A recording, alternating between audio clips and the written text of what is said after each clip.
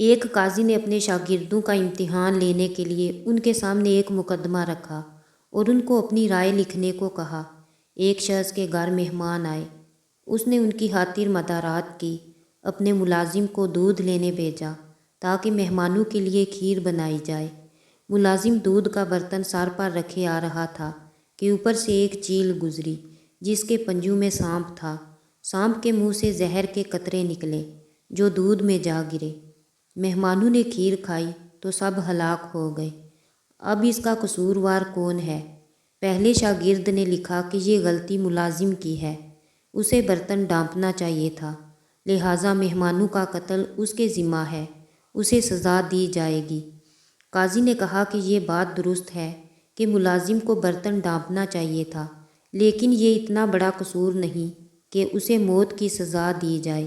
دوسرے شاگرد نے لکھا اصل جرم گھر کے مالک کا ہے، اسے پہلے خود کھیر چکھنی چاہیے تھی، پھر مہمانوں کو پیش کرنی چاہیے تھی۔ قاضی نے یہ جواز بھی مسترد کر دیا۔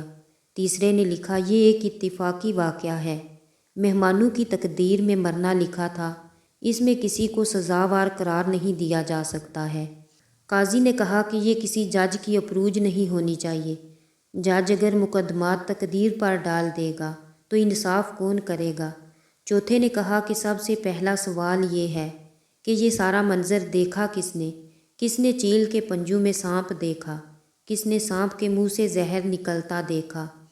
اگر اس منظر کا گواہ ملازم ہے تو وہ مجرم ہے، اگر گواہ مالک ہے تو وہ مجرم ہے، اور اگر کوئی گواہ نہیں تو جس نے یہ کہانی گڑھی ہے وہ قاتل ہے۔